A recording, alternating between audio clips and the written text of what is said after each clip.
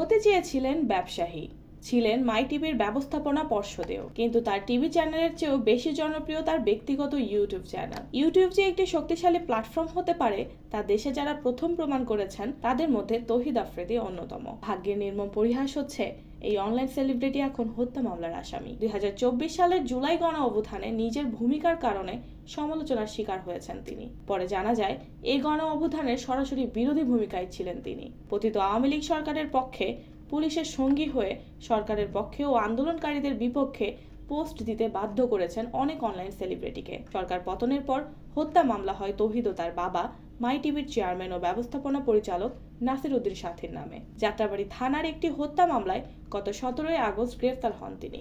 গত পরশু একই মামলায় গ্রেফতার হন ছেলে আফ্রিদি। প্রেমের গুঞ্জন শোনা যেত আফ্রিদির। অভিনেত্রী দিঘির সঙ্গেও ছিল তার সখ্য। বহুবার বন্ধুত্ব বলে এড়িয়ে যান তিনি। জানা যায় অভিনেত্রী কিয়া পায়েলের সঙ্গেও নাকি তার প্রেম ছিল। পরে রিসা নামের এক তরুণীকে বিয়ে করেন তিনি। গত রাতে ছড়িয়ে পড়া একটি ভিডিওতে দেখা যায় আটকের সময় আফ্রিদি বলছেন তার স্ত্রী অন্তঃসত্ত্বা। গত বছরের নভেম্বর মাসে বিয়ে করেন তিনি। বিবাহিত জীবনের 1 বছর না পেরোতেই বিপর্যয় নেমে এলো এই তরুণ কন্টেন্ট ক্রিয়েটরের জীবন। আফ্রিদির যাত্রা শুরু হয় 2015 সালের ব্লগিং থেকে। তার ব্যক্তিগত ইউটিউব চ্যানেল অনুসারীর সংখ্যা 63 লাখের বেশি। এখন পর্যন্ত যেখানে অবমুক্ত হয়েছে 2 শতাধিক ভিডিও। ব্লগ বানানোর প্রসঙ্গে এক সাক্ষাৎকারে আফ্রিদি বলেছিলেন, যখন শুরু করি তখন আমি কিছুই বুঝতাম না, কিন্তু এখন অনেক সাবধানে ভিডিও বানাই।